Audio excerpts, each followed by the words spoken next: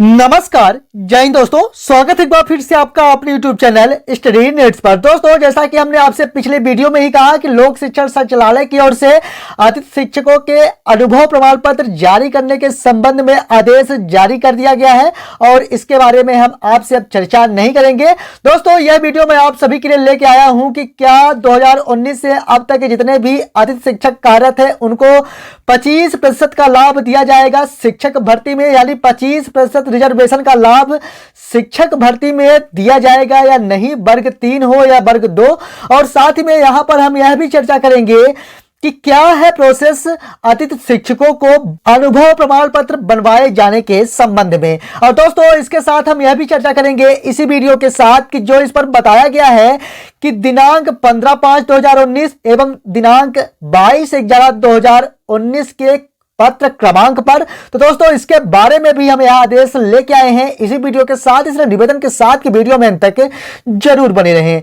यहां पर मैं आपको बता दूं कि प्राथमिक शिक्षक, माध्यमिक शिक्षक एवं उच्च माध्यमिक शिक्षकों के नियोजन के लिए यहां पर जैसा कि आप देख पा रहे होंगे कि नोटिफिकेशन जारी कर दिए गए थे, जिसके लिए हम वीडियो पहले ही दे चुके थे। लेकिन यहां पर मैं स्थिति स्पष्ट करने के लिए इसे फिर से लेके आया हूं कि क्या 2019 से अब तक कार्यरत अतिथि शिक्षकों को भी 25% का लाभ दिया जाएगा या नहीं, यानी 25% रिजर्वेशन का लाभ दिया जाएगा अथवा नहीं। यहां पर आपको दिखा दूं कि 25% पद भर्ती नियम 2018 के अंतर्गत अतिथि शिक्षकों को भरे जाने के लिए पूर्ण की जाएगी, इस तरह से बताया गया है।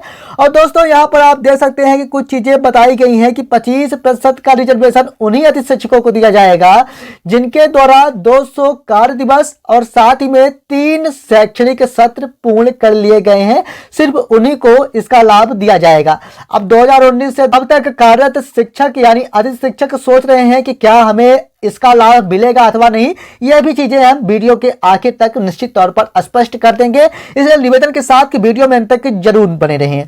दोस्तों, यहां पर आप देख सकते हैं स्पष्ट तौर पर वही चीजें स्पष्ट उल्लेखित है कि 2018 की अनुसूची में 25% का रिजर्वेशन देने की बात कही गई है। अब दोस्तों, लेकिन आप लोगों ने एक चीज ध्यान निश्चित तौर पर नहीं दिया, जहां तक हमें लगता है कि यहां पर आप स्पष्टतः देख सकते हैं कि उच्च माध्यमिक शिक्षक एवं माध्यमिक शिक्षकों के लिए आयोजित पात्रता परीक्षा 2018 में सम्मिलित होने के लिए आवेदन करते समय अतिथि शिक्षक के रूप में दर्ज की गई जानकारी के आधार पर प्रोफेशनल एग्जामिनेशन बोर्ड द्वारा जारी परीक्षा परिणाम में अतिथि शिक्षक की श्रेणी में कैटेगरी रैंक जनरेट की गई है, अतः इसी रैंक के आधार पर कार्यवाही की जाएगी। कहने का तात्पर्य है कि माध्यमिक शिक्षक एवं उच्च माध्यमिक शिक्षकों के लिए ही यह रूपरेखा तैयार की गई है। जो प्राथमिक शिक्षक अभी होने जा रही है उसके लिए, जो कि अभी जैसा कि हमने आपसे पिछले वीडियो में ही कहा कि आपके 25% यानी अनुभव प्रमाण पत्र जोड़े जाने के लिए डीपीआई की ओर से आदेश जारी कर दिए गए हैं, तो उसी आदेश पर आपको अब अनुभव प्रमाण पत्र दिया जाएगा। यानी मैं स्थिति स्पष्ट करते हुए और स्पष्ट करूं तो सिर्फ और सिर्फ 2018 की जो भर्ती प्रक्रिया वर्ग 1 एवं वर्ग 2 के लिए कराई गई थी, उसी के लिए यहां पर यह टर्म और कंडीशंस अप्लाई हो गए, ना कि प्राथमिक शिक्षकों के लिए। इसलिए प्राथमिक शिक्षक में चयनित जितने भी शिक्षक हैं, आप बिल्कुल भी परेशान ना हो, आपको लाभ दिया जाएगा। अब बात यह आती है कि 2019 से अब तक जो भी अतिथि शिक्षक अपनी सेवाएं दे रहे हैं उनको क्या इसका लाभ दिया जाएगा, तो हम इसी वीडियो में आखिरी में समझेंगे।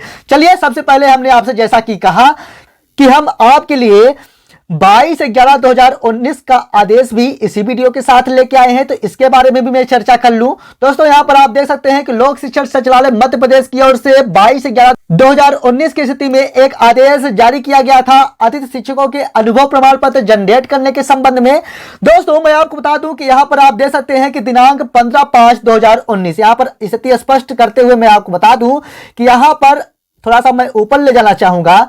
15/5/2019 यहां पर आप देख सकते हैं कि इसी पत्र पर काम करना है। और साथ ही में इस बार मैं आपको दिखाऊंगा नहीं, थोड़ा सा आप याद रखने का प्रयास करिएगा कि 22/11/2019 दिया गया है, इसलिए इस डेट को भी आप याद रखने का प्रयास करिएगा, क्योंकि बार बार ऊपर आना पड़ता है, जिससे आपका कीमती समय नहीं चाहता कि ज्यादा मेरे द्वारा लिया जाए। तो दोस्तों, यहां पर आप देख सकते हैं कि 15/5/2019 की स्थिति में यह बताया गया था कि जीएफएमएस पोर्टल पर जितने भी अतिथि शिक्षक कार्य कर रहे थे, तो पहले 2009 से 2010 तक के अतिथि शिक्षकों का एजुकेशन पोर्टल के माध्यम से अनुभव प्रमाण पत्र जनरेट करने की बात कही गई थी, लेकिन इसके बाद ऑनलाइन 2007 से 2008 सत्र के लिए यहां पर उपलब्ध करा दिया गया था और वहां से यहां पर अनुभव प्रमाण पत्र बनाए जाने की बात कही गई थी, जिस पर संकुल प्राचार्य के द्वारा अनुमोदन करना था और साथ ही में डिजिटल सिग्नेचर के साथ सर्टिफिकेट जनरेट करने की जो कार्यवाही है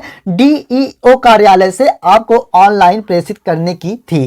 तो दोस्तों, यहां तक कि अगर मैं अब स्थिति स्पष्ट करूं तो इस पर डेट का कोई भी डिमांड नहीं है, डेट का कोई भी बाउंडेशन नहीं है कि आपको किस डेट तक यहां पर अनुभव प्रमाण पत्र बनाकर दिया जाएगा। कहने का तात्पर्य है कि अगर आपने इस सत्र में यानी 2022-23 के स्थिति में सितंबर तक कार्य किया है और उसका बिल जनरेट कर दिया गया है, तो निश्चित तौर पर आपको अतिथि शिक्षक अनुभव प्रमाण पत्र बनाकर दिया जाएगा। यहां तक कि अगर आप अगस्त तक का बिल जनरेट कर दिया गया है 2022-23 के लिए, तो उसका भी यहां पर अनुभव प्रमाण पत्र बनाकर दिया जाएगा। तो जैसे मान लीजिए 2019 से 2020 तक आपने कार्य किया, इसके बाद 2020 से 2021 तक कोविड-19 जैसी महामारी थी, जैसा कि आप जानते हैं।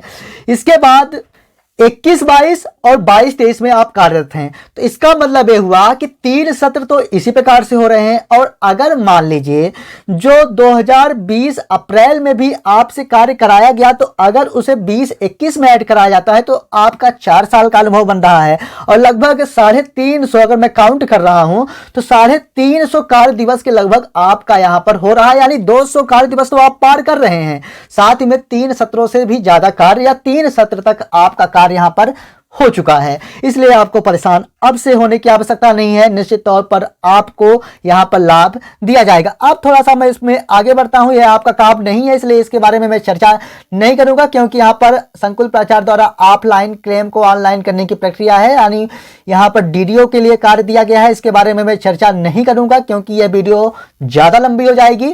दोस्तों, अब थोड़ा सा हम चर्चा करेंगे 31/12/2019 की स्थिति में जो चीजें बताई गई है, इस पर भी यह चीजें स्पष्ट की गई है कि आपका जितने दिनों तक कार्य किए हैं उसके लिए अनुभव प्रमाण पत्र बनाए जाने के लिए, ना कि यहां पर यह बताया गया है कि कब से कब तक, यानी डेट फिक्स किया गया है। कहने का तात्पर्य है कि जिस दिनांक से लेकर जिस दिनांक तक आपका पोर्टल में ज्वाइनिंग हो चुकी है और उसके लिए आपका मानदेय जनरेट करा दिया गया है, तो वहां से आपको इसका लाभ दिया जाएगा। पूरे उम्मीद के साथ कह सकता हूं कि मैंने आपको प्रूफ के साथ संतुष्ट किया है। अगर फिर भी हमारे द्वारा कोई रिक्तियां रह गई है तो मैं यही आपसे अपेक्षा करता हूं कि आप कमेंट बॉक्स में जरूर बताएंगे, ताकि हम अगली वीडियो उस पर भी ला सकें। या फिर अगर कोई चीजें हमसे ही मिस्टेक हो रही हैं तो निश्चित तौर पर आप कमेंट्स के माध्यम से जानकारी दें, ताकि हम उसको अगली वीडियो में लेके आ सकें। दोस्तों, उम्मीद के साथ ये वीडियो आपको जरूर पसंद आई होगी। अगर पसंद आई है तो वीडियो को लाइक जरूर कर दें, क्योंकि हम आपके लगातार मेहनत करते आते हैं। इसके बाद भी अगर आपके द्वारा लाइक या कमेंट्स या फिर सब्सक्राइब नहीं किया जाता तो निश्चित तौर पर यह निराशाजनक बात कही जा सकती है। मिलेंगे अगली वीडियो में। अगली वीडियो किस पर हो अपना कीमती सुझाव दें। तब तक के लिए धन्यवाद।